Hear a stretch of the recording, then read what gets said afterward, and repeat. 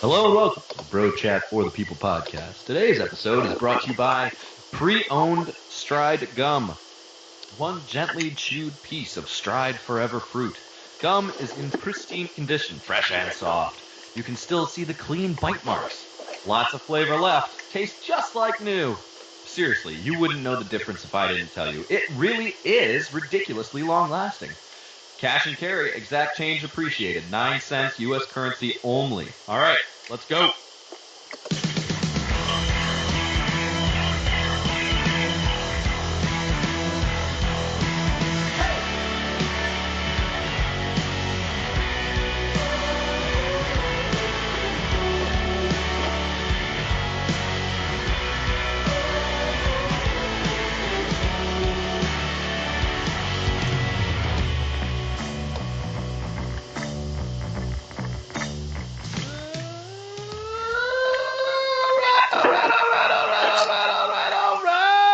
Party people, it is hump day and, well, hump night.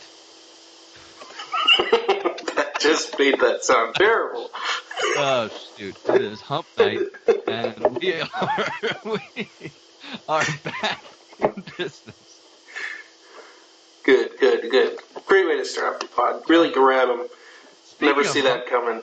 Tom, I know that we've got some things to get to today, but I'd like to start out with something that I know has been weighing heavily on your mind because it was brought up to you earlier today.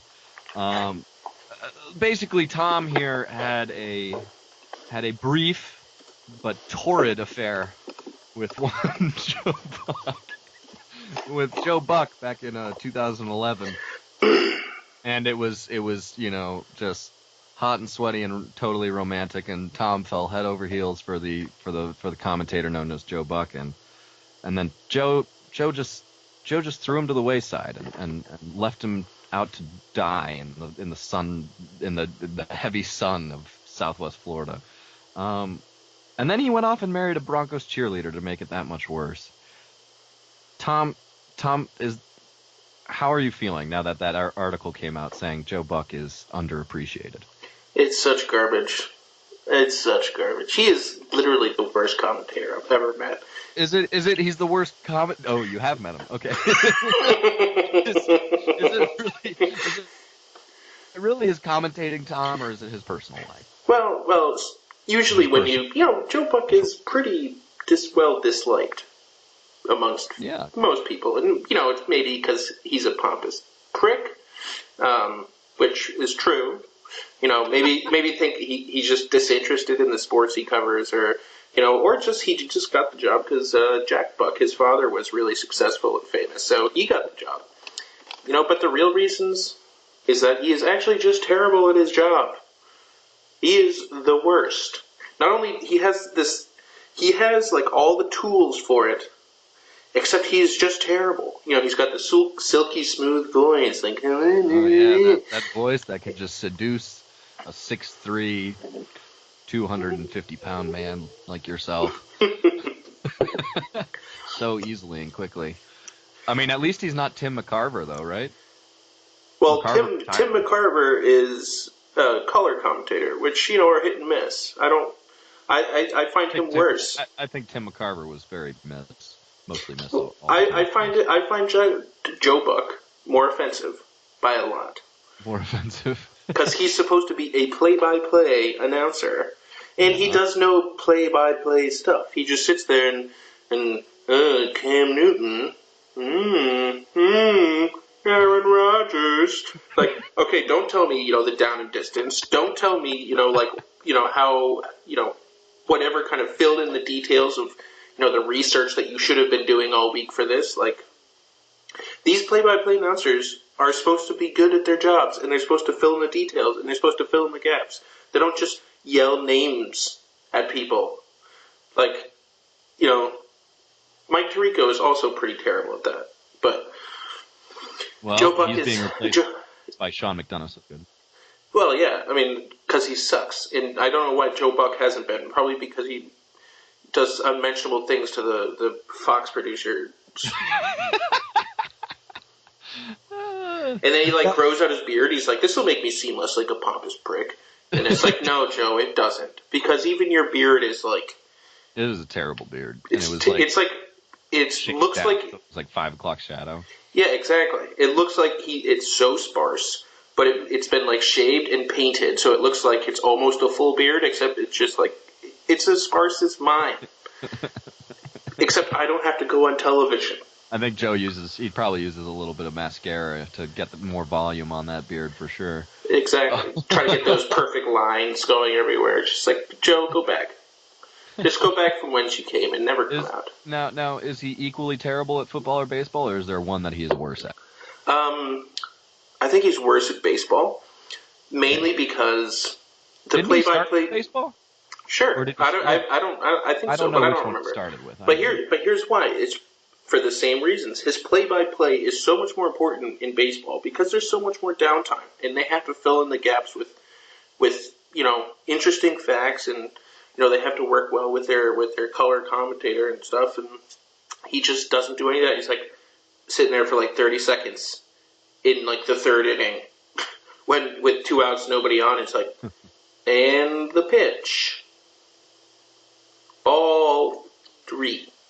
Like that is the time of the game where you need to keep reeling people in. Like, sure, dude, if it's like the bottom of the ninth inning and the pitcher's, and guy's going for a save or something, and you're silent for those like 30 seconds while they're staring in. It's super intense. Everyone's going to watch it anyway. But like, Joe Buck is just terrible at baseball. At least football is like the color commentator can say a lot, and there's less downtime, I suppose. All right. Well, I hate him. I hate him so much. I'm no fan of Joe Buck. I just there has to be another reason other than his poor commentating. That's why. No, it's a combination of his poor commentating and the fact that he is so successful and broke your heart and still going. And he broke your heart. I get it. I have never loved Joe Buck, not even for a second. That's what they all say afterwards. Yeah. Yeah, whatever. I never loved you. He's always getting like preachy about things too. God. That's color. That's not the color comp. That's just the play-by-play guy's job nowadays. Bob Costa started that. Well, let's just get preachy about steroids and how it's ruined the game, and it's not my ugly face that's ruined the game because we'll blame it on steroids instead. Though we all know it's Joe Buck's fault. Like, would you rather watch your sports team on Fox News or your local broadcast? I usually watch my local broadcast. Exactly, because the people actually care, and they are good at their job. And if they're not good at their job, they get fired. It's true. Don Orsillo and now Dave O'Brien. They're some pretty good play-by-play guys. I really appreciate it. Unfortunately, I think it's time for Jerry Remy to go, but that's a different issue. Yeah, that's color commentators. That's a whole different issue. Yeah, entirely. You get to a certain age, and it's time to retire, Jerry. Well, I don't know if it's age. Tommy Heinsohn still does a hell of a job. That was a foul. This is ridiculous. Come on, Rip! Tommy Heinsohn too. Actually, you go back and I've watched either highlights or full games of like old basketball games where he was on national TV as the color commentator, like during Celtics games, and he's so biased. I love it. Yeah, dude. Oh, it's so funny. But anyway, talking about preaching about steroids. This is something that we wanted to talk about because we've never really touched on this subject before in the podcast, and it's a pretty important issue. And I don't know. First of all, do you think that? Oh, do you care? Do I care? Yeah. Do you care if people use steroids? About steroids in professional sports. I think there's a case to be made saying that they should be allowed. I would prefer that they're not, though, especially in baseball. Why especially baseball?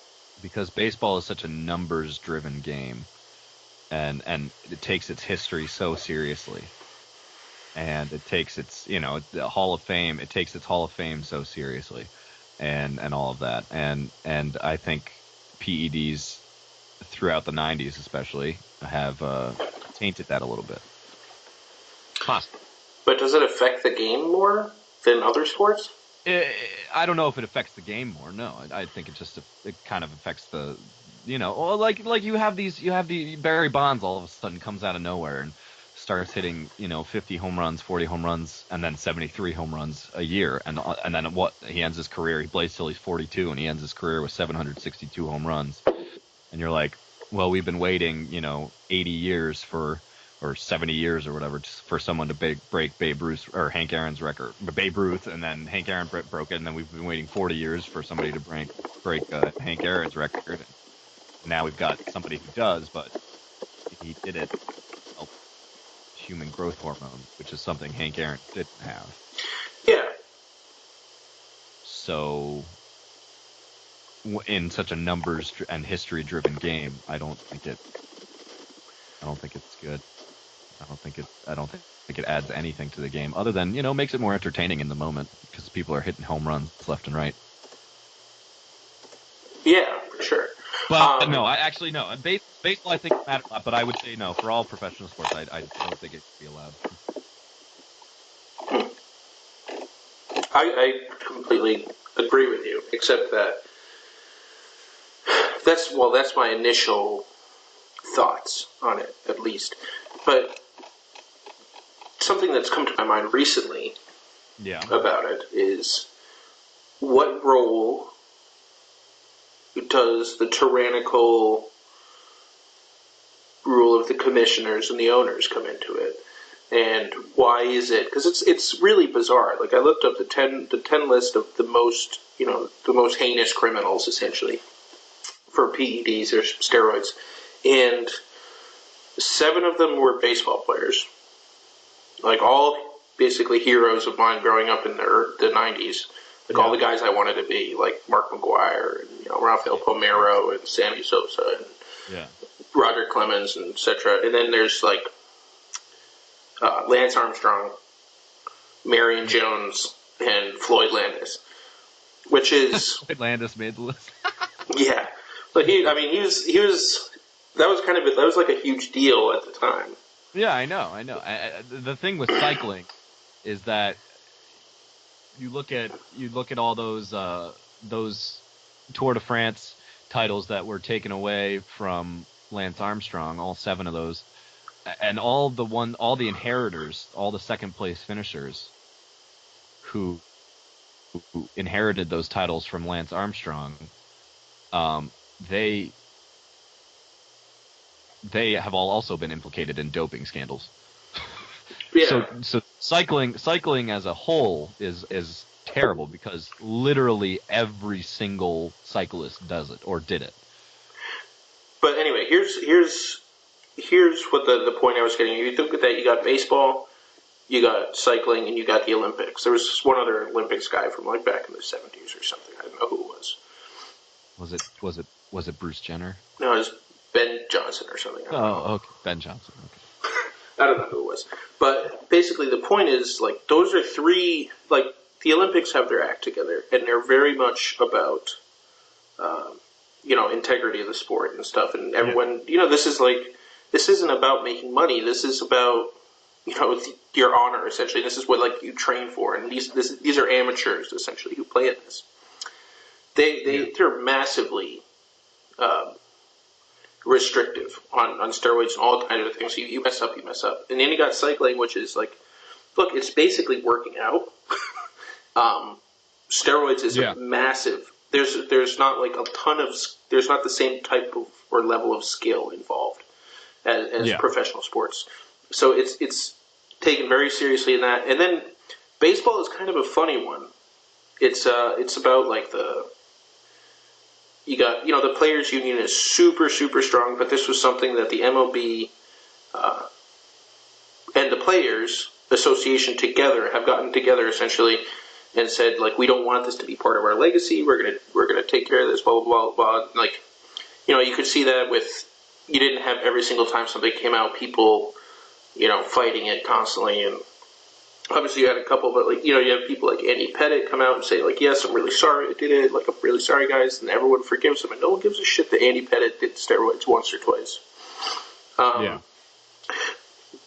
But the thing is, what I'm seeing here is you see the NFL, the NBA, and the NHL are very much closed in upon itself, and not there's just thinking of those three sports. How could steroids not be used rapidly, especially in the fact that we don't see things come out that often about people, breaking the rules.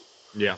About it shows me that it's not they don't those sports don't actually care, and they want their players. And this is something that's dangerous to me about these sports, because we saw what happened in baseball when the whole PED things come out. Like, who's people, like Adrian Peterson, if he came out that he had been basically doing steroids for his entire life, and we've all been kind of like idolizing him as a freak of nature. Yeah. Just like running through tacklers. Like, what does that even mean if the guy's doing steroids? Like, everyone else is doing steroids, but that's not the point. Like, maybe he did more steroids than everybody else. It's not like everyone. Maybe it worked better for him. Yeah, it's not like everyone goes up by one. It's like some people would improve a lot and some people would improve a little. Like, yeah. So, well, see that, and this is the big difference, because today you had somebody who had their second steroid offense, Marlon Byrd. He had one in 2012, where he tested positive, and he got 50 games, so a third of the season. I get that, and then he had one today. It came out today that he had tested positive. He got 162 games, so he got an entire season. In football, you would never see that. In football, Sean Merriman got tested and failed a test and got 4 games, and then a couple years later failed another test and got 4 games again. Which he probably could have appealed. And got it down to 2 or something like that. Like, football just and it clearly steroid use is clearly rampant throughout the NFL. It has to be, but it doesn't seem like there's consistent testing, and it doesn't seem like the NFL as an organization really cares. I think they encourage it, actually, by considering the massive amounts of bad press that the other people have gotten. You'd think they'd be more proactive about it and catch people, but they are encouraging people to do this, to improve their game. And the difference is, I don't think you saw in the 90s and early 2000s, the last 20 years or so, you saw this huge outcry. You saw this huge outcry from baseball fans too, and they were all like, "This is terrible for the integrity of the game. This is horrible. You have to do something about this." So the MLB, to their credit, has, and now they've got kind of. It seems like the feeling around the league is like players. Their feeling is like, well, hey, dude, if you use, you're gonna get caught. Yeah. Because tests that stringent these days, like the last 10 years, the last 7 years, whatever it's been. And the NFL, it's definitely not like that. And fans, I don't think, are calling for it either. Fans don't seem to care either with football. And I don't know why that is. I'm just wondering why that is. They don't seem to care in basketball, football, hockey. Nobody would care. Nobody cares at all. I think everyone just assumes hockey players are clean because they're such tough guys anyway. There's no way. There's no way. Of course they're hockey players. Like, when I think about it, basketball, football, and hockey are 3 of the sports, besides cycling, that you could get so much better by being that much stronger than everybody else. You can jump higher, you can run faster, you can skate faster, you can hit people harder. Yeah. Like, that's what steroids are really good for. Like, baseball, basically people will hit some more home runs. They're stronger, they've got fat speed, Like, a couple people hit more home runs. Like, it's an important part of the game, but those guys, it's not like their batting average went up to 600. They just hit more home runs. Like, when they would hit, doubles off the walls or, high fly balls. Yeah. But it didn't, like, radically change the game. The way I think that it does for these other sports. Yeah, so why Why don't people Why care? don't people care? Well, other sports. I don't know.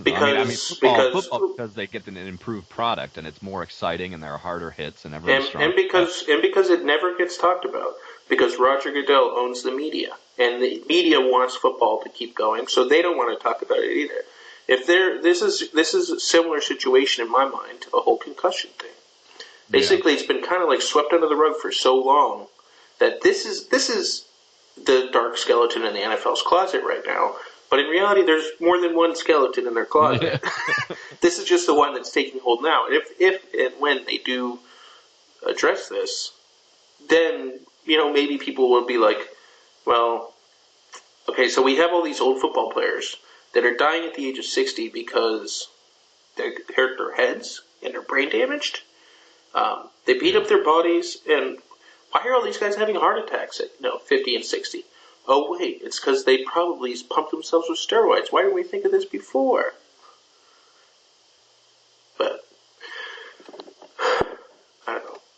I think there's absolutely no place for steroids. And there has to be a far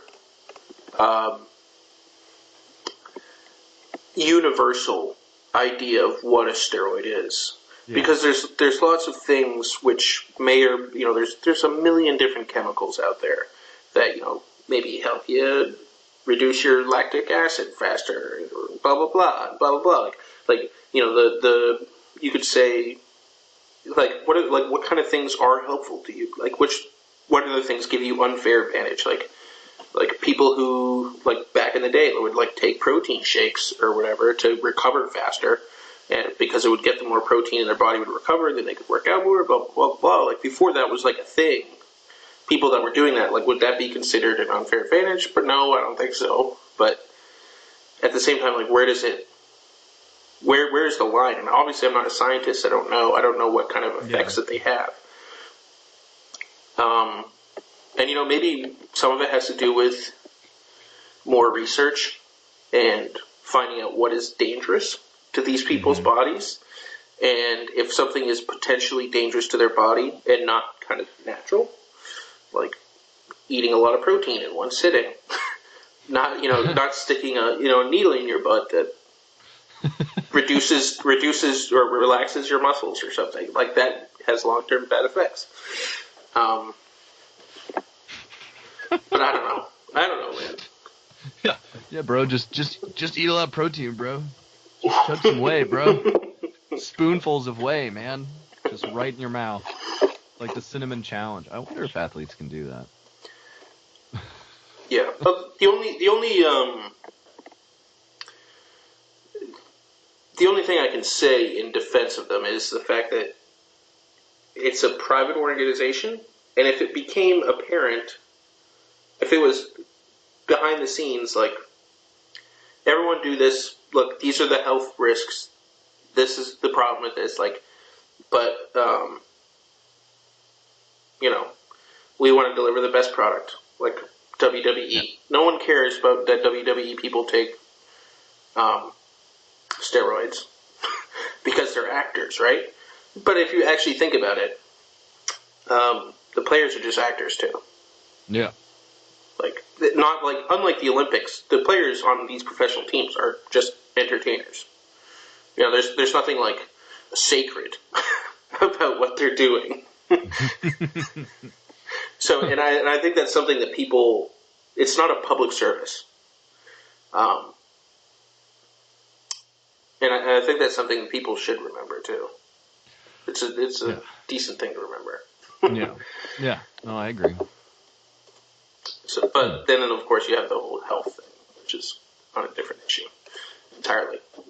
But if you're going to be in that sport, then you're going to have health problems, kind of thing, or health, risks. Mm-hmm. Anyway, you have anything else to add about that? Not really. I just, I would just say that baseball, I applaud baseball for doing a good job with this and actually getting on top of it, and I shit on football again. I don't know. F you, Roger Goodell, you piece of shit. You piece of shit. Seriously, like. Here's looking at you too, Adam Silver. And yeah, part of it probably is because it's not seen in the media a lot. But I mean, at the same time, it always seemed to me maybe it was shoved down our throats with the whole PED thing because we had McGuire, Sosa, Palmeiro, Bonds, Clemens, all those really great Hall of Fame type players who were all very high profile, we all discovered this at the same time. And this all came to light, and we're like, "Oh wait, holy cow! Everyone is using these things." And so it all came to light at the same time, and so we all freaked out about it and got all mad. But I don't. It doesn't. I mean, it doesn't seem like football fans are on the same level as of caring as much. But they just want to see blood. Yeah, it's like going to watch Gladiators versus going to watch a play. Modern day, dude, like. Like, do you want to see two slaves duke it out to the death, or do you want to go watch Shakespeare? Yeah. I think there's a time and a place for both, personally. when the gladiator fights aren't going on, then that's when you go do the Shakespeare. Yeah, exactly. Oh, but yeah. Anyway, how about speaking just on baseball for a second, Thomas? How do you feel about these Red Sox? Because those bats, man, there is nowhere in the lineup that you can hide, except for maybe sometimes Christian Vasquez, the catcher, who's a defensive whiz, which is why we have him there. But there's nowhere in that lineup where you can hide from the Red Sox, and I love it. Yeah, man. Mookie Betts hit 3 home runs last night. Did he really? The first time any Red Sox has hit 3 home runs from the leadoff position. And you know what? It's something Poppy never did was hit 3 home runs in a game. And Mookie Betts just did it. He's 5'9". This guy's got a lot of power. Xander Bogaerts is batting .350. I think he's going to bat .350 for the rest of his career. He's going to end up with 3,000 hits. But, it's like the triple Bs, I feel good about the Red Sox, even though David Ortiz, who's having one of the best years of his career, and he's 40, is retiring. But we've got Bradley, Betts, and Bogaerts all coming up. And Betts and Bogaerts are both 23. Now and they're already all-stars. Okay, it's awesome, and I agree. Exciting. But here's isn't it better when they're homegrown too? Yeah, it is. It's always better. But circling back real quick. Okay. When you see things like this, you see Poppy having a great year at 40. Yeah. You see, Mookie Betts, small guy, just cranking home runs. You see all this stuff that would seem unlikely. You see guys suddenly get better randomly, like Jose Bautista randomly had it. Has the MLB instilled in you the confidence that these guys aren't juicing, or do you think, maybe they still are? This is just a personal feeling question, essentially. Do you think there's still a fair amount of people using it?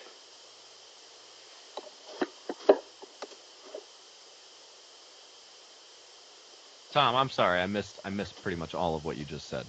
What did you say? Sorry, there's just some internet connection problems. Can you hear me now?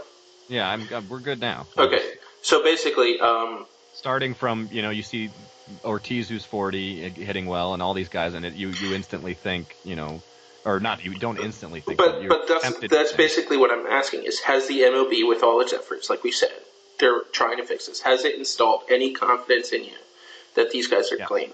Yes, it has.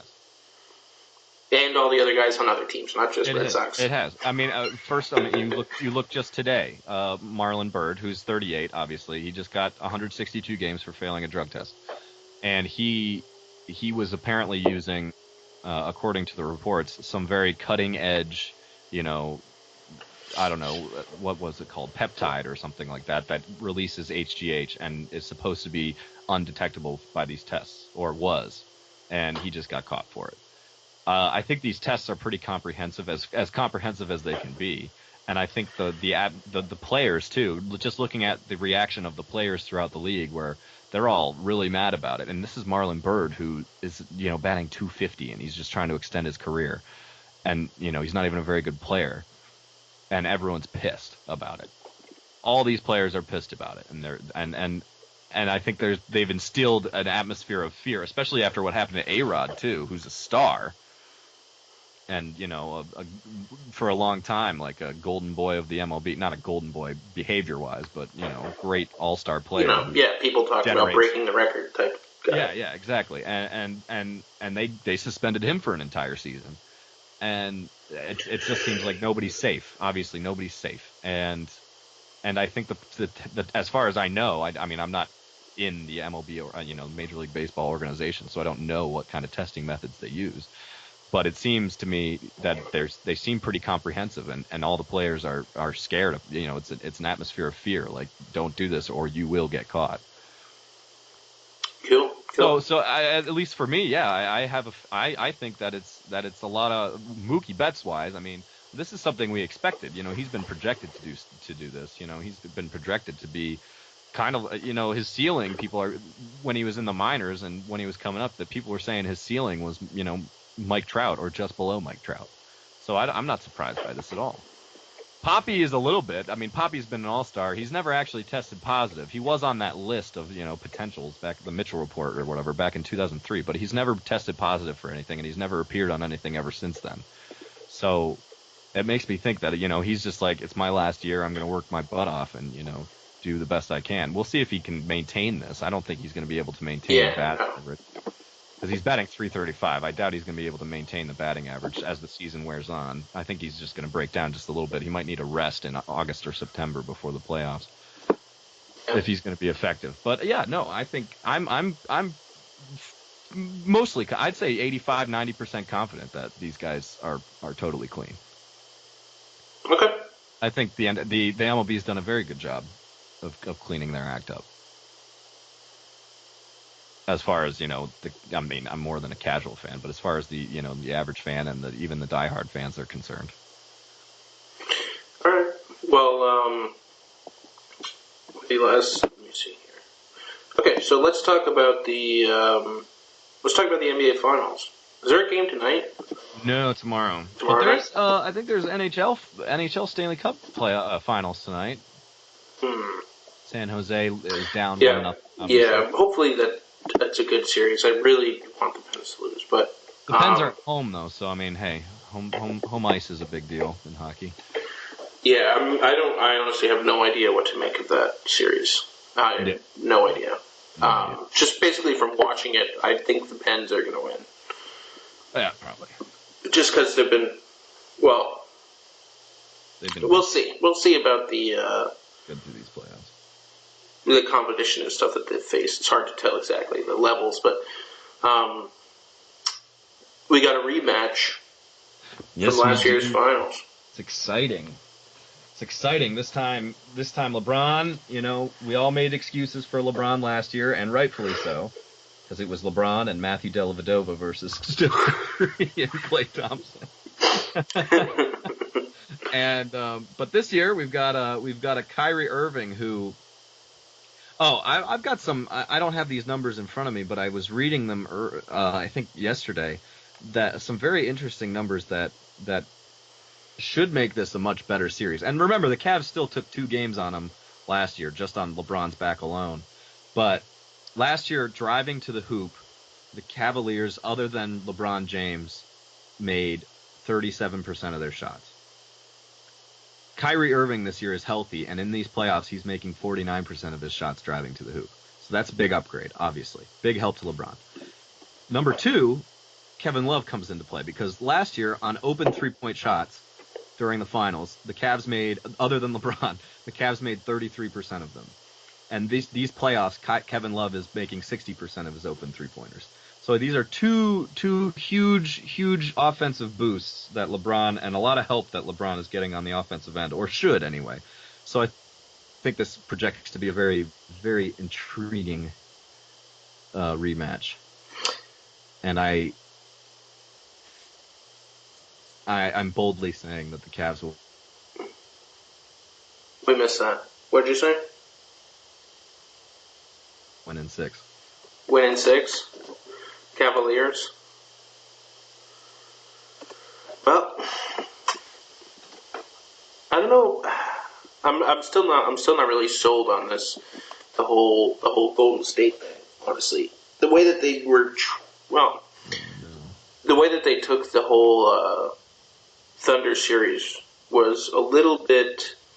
I think it kind of showed what the weaknesses are of the Golden State Warriors, and I think LeBron will be able to finish where guys like Kevin Durant and Westbrook don't. Because here's the thing, and if we go, I'm really sorry, guys, if this is the end of the recording. No? Are we still here? Alright, well, basically, I'm picking the Cavs in 5 games because I don't believe in Golden State at all. We might lose the recording here, guys, just because Danny's internet is terrible. But if it is, basically, it's Cavs victory. And, we love you, Kobe. Keep listening to us, Kobe. And, hello. Oh, look who's back. Oh, sorry. I was just thinking about wrapping it up here in case we were about to run. But if you got more stuff to say, say it. Did you hear my points about Kyrie Irving and Kevin Love? Yeah. Oh, the percentages and all that? Yeah. Okay, good. So I just basically the prediction is Cavs in 6. My bold prediction. Okay. Well, as I was saying before you rudely cut out. Sorry. No, I apologize. I'm not really sold on Golden State, and I don't think that they are the same kind of unbeatable team, especially to a healthy Cavs team that they've been all season. I mean, the Thunder just showed how vulnerable they were, and unlike the Thunder, they have LeBron, who is not Kevin Durant, defers off to Westbrook, who is a crazy lunatic, and unreliable. Like, if anything, LeBron is reliable. Yeah, and if anything, exactly, he's consistent and he's reliable. And if he does defer, he gets his man he gets the guy he's deferring to a wide open shot. Exactly, and if they have, I don't know, a similar. I mean, if they can play them as well as they did last year, they should win easily. As I said to the people beforehand, I'm predicting Cavs in 5. Cavs in 5. Woo! All right. The Thunder had a chance. They were up 3-1. Exactly. I just don't think that Golden State is, what it's all cracked up to be. And just another point, like when Steph can't shoot, they're terrible. Because he still shoots. What does he add to the team? When LeBron can't shoot, LeBron can get to the hoop. He can rebound. He can add rebounds. He can get mad assists. He sees the floor. He runs an offense. And he can also be a lockdown defender. Steph can't do any of those things. I mean, Steph can pass a little bit, but he's not as good a passer as LeBron. I mean, like, when Steph can't shoot... He can only pass when he's shooting, when he's on shooting, because people have to literally get up in his face on the three-point line. Exactly. He can handle the ball a little bit and dance. That's pretty much it when he can't shoot. Yeah. Everything in his game, like the driving game, the driving kick game, the interior, the passing game, everything, his defense, it all relies on his shooting. And if it's off for even 1 or 2 games, then the Cavs can take this thing in 5 or 6. I'm going to say 6. So do you think that makes Steph more or less valuable to the team? I guess it kind of depends how you look at value. Well, you look at like wins above replacement. I'm no, sure. No. That's not what I mean. That's not what I mean by value. If he essentially, if one part of Steph's game gets taken out, he becomes a far less effective player. That's true. Versus LeBron, who is all around great player. He could do everything. Yeah. Doesn't that make him more valuable to the team? Yeah, no, absolutely. There's no doubt in my mind that LeBron is a more valuable player to any single team in the NBA. than Steph Curry is, except for maybe the Warriors because of the way the Warriors are built around Steph. But LeBron is still number one in my book. I know Steph won the MVP this year, and he deserved it, but it's just a lot of people forget about LeBron James, and they're tired of LeBron James because he's been around for 13 seasons. I've always taken issue with that term, most valuable player. Like, I always thought that was dumb. It just goes to the best player. That's exactly. It goes to. It doesn't go to the most valuable player, which is something actually LeBron was kind of saying after Curry won it. It doesn't. It just goes to the player with like the best numbers. You know, it doesn't go to the most valuable player to his team. Yeah, which is what it's named for. Like, just talking most valuable player, you'd probably think, James Harden, just because without him, his team literally would have had like 12 wins. Would have been the Lakers, yeah. Instead, they made it to the playoffs. Like, he was the most valuable player to his team. Yeah. Maybe there's some other guys out there that I'm not thinking of right now, but Isaiah Thomas. I don't know. Brad Stevens, a good coach can make up for a lot. I wouldn't have won 48, but they probably still would have made the playoffs in the East, so. Yeah. Probably would have won 40 games or something like that, 42 games.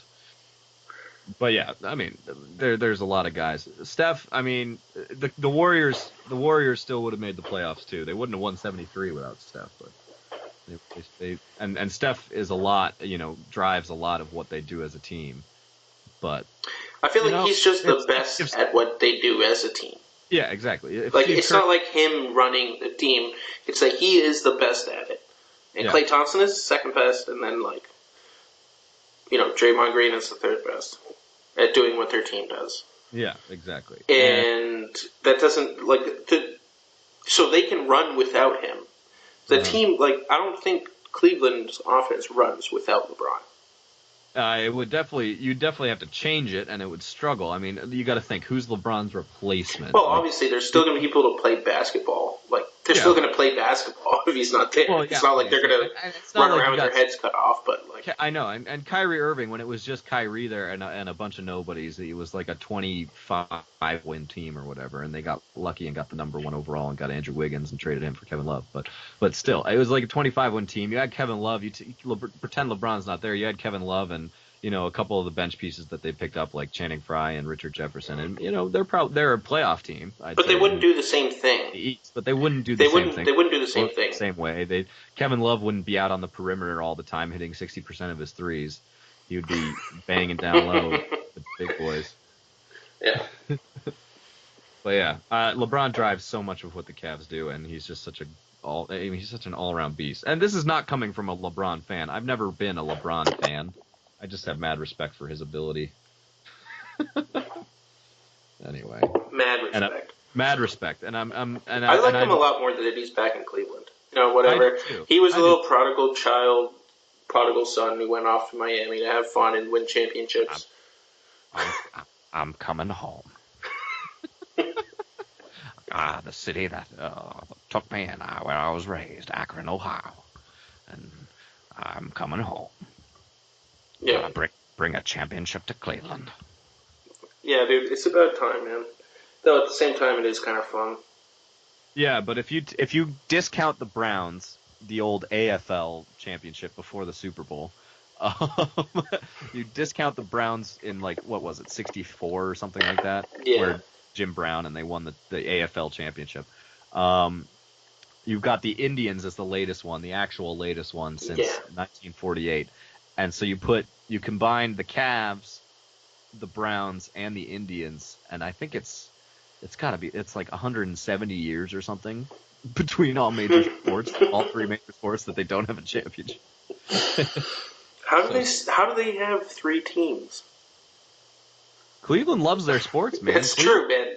Ticket prices. True, ticket prices. Yeah, and even it doesn't matter if you're bad, they're still. That's a true testament to the Cleveland fan, right there. Oh, I agree. I have a lot of respect for Cleveland fans. I think they probably would have left though had there not been for the Buckeyes. They probably would have been too depressed if it weren't for the Buckeyes. The Buckeyes gave them something, I guess. Who knows? But anyway. Wrap it up here, guys. Actually, wrap it up here. And I'm just, you know. Sure. I was trying to make a hasty goodbye because I saw the little beeper thing going, like, trying to get the call back. Oh, yeah. I was like, oh, shoot, this is what it usually cuts out. Bye, guys. But we came back. We had another 10 minutes of podcast for the people. Yeah. All you crazies out there. But anyway, guys, I'll be back in the old Florida studio on Sunday. Got the old AC running in the background again and everything. But, yeah, but anyways, we'll see you guys. Have a good weekend, etc., etc. Etc., etc. We love you, Colby. We love you, Colby. Keep listening to us, Colby. We enjoy making your work or baby day that much more pleasurable. All right, guys. Take it easy. Peace.